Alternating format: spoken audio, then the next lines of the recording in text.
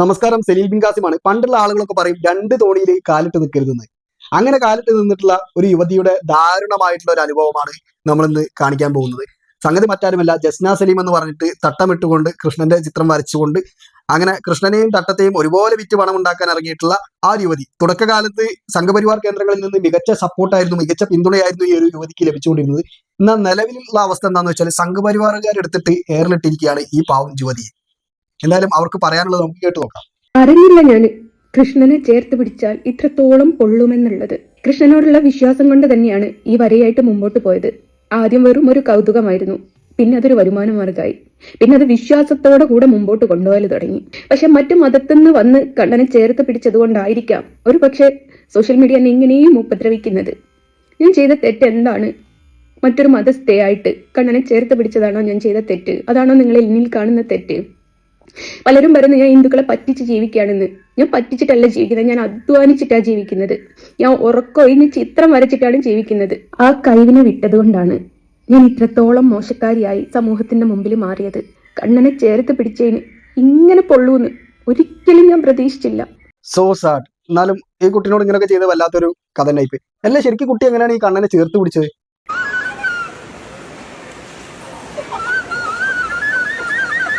ആ, നല്ല നല്ല അടിപൊളി ചേർത്ത് നിർത്തല. ഇമാതിരി ചേർത്ത് നിർത്തലിന് ശരിക്കും ചുമരുമേൽ ചാരി നിർത്തുകയാണ് വേണ്ടത്. എന്തായാലും സംഖ്യകളായി കഴിഞ്ഞാലും ആരായി കഴിഞ്ഞാലും കുട്ടിനോട് ചെയ്തതിൽ പക്ഷെ കുറഞ്ഞു പോയി എന്ന് മാത്രമേ എനിക്ക് അഭിപ്രായമുള്ളൂ. കുഞ്ഞിലെ എന്നെ വീട്ടുകാർ കണ്ണാന്ന് വിളിക്കുകയായിരുന്നു.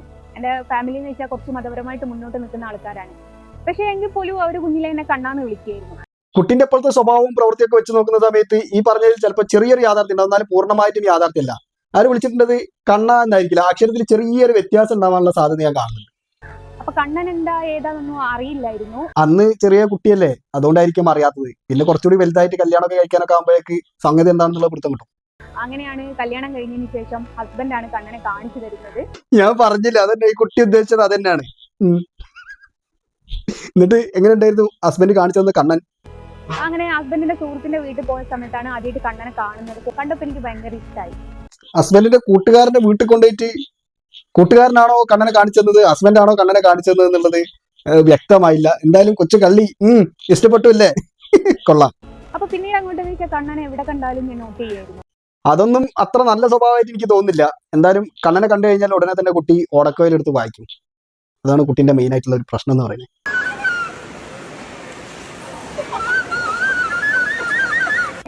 എന്തായാലും ഈ ഒരു വിഷയത്തിൽ കുട്ടി നല്ല എക്സ്പേർട്ട് ആണെന്ന് മനസ്സിലായി. ശരിക്കും ഇപ്പൊ എന്താണ് പ്രശ്നം, എനിക്ക് അതാണ് മനസ്സിലാവാത്തത്. ഞാനൊരു ചിത്രം വരച്ചതിന്റെ പേരിൽ മക്കളെ മാനവും എല്ലാം പോയിട്ട് ഞാൻ ആ തൊഴിലും കൊണ്ട് മുമ്പോട്ട് പോകണം. മാനൊക്കെ പോകണമെന്നുണ്ടെങ്കിൽ അങ്ങനെ ഒരു സാധനം ഉണ്ടാവണ്ടേ? എന്തായാലും മനസ്സിലായി, ആ വിഷയം നമുക്ക് വിടാം. അപ്പൊ എന്ത് തൊഴിലായിട്ട് മുന്നോട്ട് പോകുന്ന കാര്യമാണ് പറഞ്ഞത്, എനിക്ക് വ്യക്തമായിട്ടില്ല അത്. ഞാൻ സമൂഹ മാധ്യമങ്ങളിൽ പല പ്രാവശ്യവും പറഞ്ഞിട്ടുണ്ട്, എന്റെ സഹോദരൻ എന്നോട് പ്രവൃത്തിക്ക് ഇറങ്ങിക്കോ എന്ന് പറഞ്ഞിട്ടുണ്ട്. ഈ കേസ് ഞാൻ ഫയൽ ചെയ്ത് എന്ന് അറിഞ്ഞപ്പോൾ എന്നോട് പറഞ്ഞൊരു കാര്യമാണ്, നിനക്ക് വരയ്ക്കുന്നതിനെക്കാട്ടും നല്ല ഈറ്റ പണിക്ക് പോകുന്നത് തന്നെയാണ്. അത്രയ്ക്ക് ഞാൻ എവിടെയും കള്ളത്തരം പറഞ്ഞല്ല. ഇങ്ങനെയുള്ള കാര്യങ്ങളൊന്നും ആരും കള്ളത്തരം പറയുന്ന എനിക്ക് തോന്നില്ല. എന്നിട്ട് എന്തായി, സഹോദരൻ പറഞ്ഞ ജോലിക്ക് നിങ്ങൾ പോയോ? ചേന് കെട്ടിയിട്ടിട്ടാണ് മോന് ചെയ്തത്. അത്ര എനിക്കത് പറഞ്ഞ് എന്നിട്ട് എന്റെ ആ വിഷ്വൽ എന്റെ കയ്യിലുണ്ട്. അത് കാരണം എനിക്ക് അന്നും എന്നെ 10 പേരറിയും. ഏതാണ് ഒരു സ്ത്രീയെ മാന്യമായിട്ട് തൊഴിലെടുത്ത് ജീവിക്കാൻ സമ്മതിക്കാത്ത മ്ലേച്ഛൻ? അങ്ങനെയുള്ള മ്ലേച്ഛന്മാർ ശരിക്കും സമൂഹത്തിന് ഒരു അപമാനമാണ്. കാരണം സ്വന്തം വീട്ടുകാരുടെ ഉപദേശം കേട്ട് ഒരു തൊഴിലിറങ്ങിയിട്ടുള്ള ഒരു സ്ത്രീയോട് ഇങ്ങനെയൊക്കെ ചെയ്യാമോ?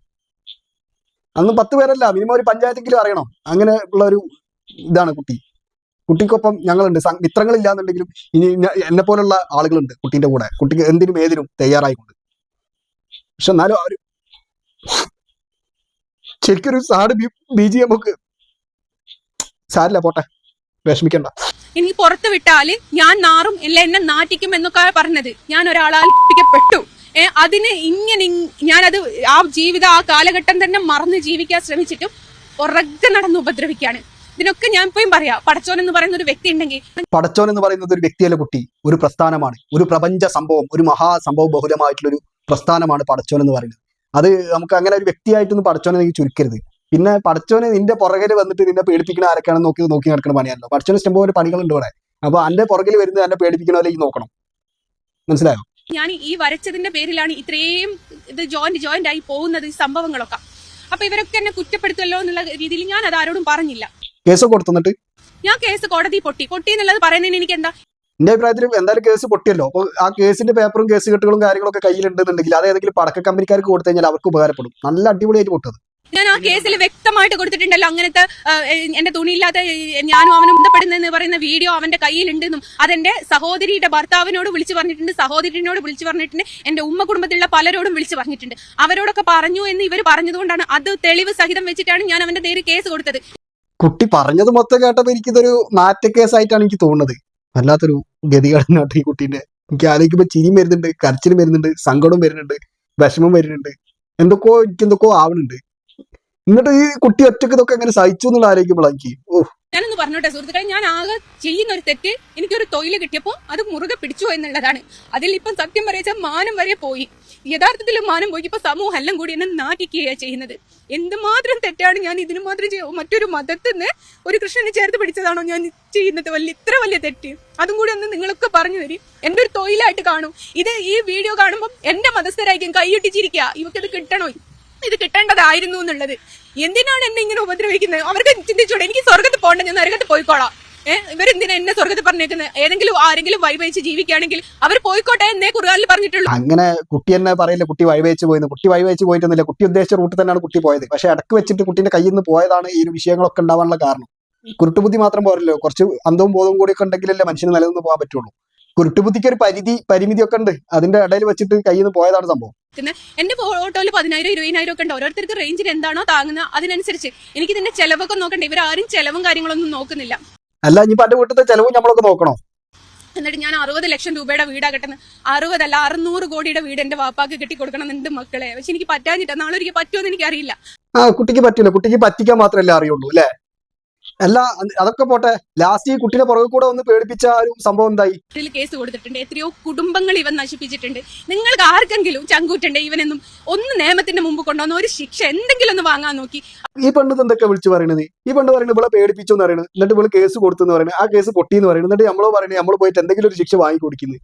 വല്ലാത്തൊരു ഗതികേട് തന്നെയാണ്. പിന്നെ ശിക്ഷ അത് അവൻ ചെയ്തിട്ടുണ്ടെങ്കിൽ അവന് കിട്ടും, നീ ചെയ്തിട്ടുണ്ടെങ്കിൽ നിനക്ക് കിട്ടും. നിനക്ക് ഇപ്പൊ കിട്ടിക്കൊണ്ടിരിക്കുന്ന ശിക്ഷ എന്ന് പറയുന്നത് രണ്ട് മതങ്ങളെയും ഒരുപോലെ ഉപജീവന മാർഗ്ഗമാക്കിയിട്ടുണ്ടല്ലോ. അതായത് കൃഷ്ണനെ വിൽക്കുക, അതുപോലെ തന്നെ അത് തട്ടിട്ടിട്ട് ഈ ഇസ്ലാം മതത്തിനെയും അതുപോലെ തന്നെ ഹിന്ദു മതത്തിനെയും ഒരുപോലെ വിറ്റിട്ട് ആ വിശ്വാസികളായിട്ടുള്ള ആളുകളെ വഞ്ചിച്ചുകൊണ്ട് നീ ഉണ്ടാക്കിയെടുത്തിട്ടുള്ള റീച്ചും അതിലൂടെ നീ ഉണ്ടാക്കിയെടുത്തിട്ടുള്ള വരുമാന മാർഗം ഉണ്ടല്ലോ. ഓരോ ഫോട്ടോക്ക് നിന്റെ പിഞ്ഞ വരകൾക്ക് 20,000 30,000 ഒക്കെ വാങ്ങിച്ചിട്ടുള്ളത് നീ തട്ടം മാർക്കറ്റ് ചെയ്തിട്ടാണ്. കൃത്യമായിട്ട് സംഖ്യകളെ നീ ഉപയോഗിച്ചു.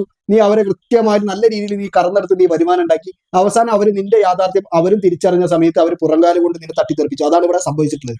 ഇതുപോലെ തന്നെ എന്തായിരിക്കും കഴിഞ്ഞാലും പറ്റിക്കുന്ന അള്ളാനായി കഴിഞ്ഞാലും കൃഷ്ണനായി കഴിഞ്ഞാലും ശിവനായി കഴിഞ്ഞാലും യേശുവിനായി കഴിഞ്ഞാലും ഒക്കെ ഒരു ദിവസം അനുഭവിക്കുമ്പോളെ.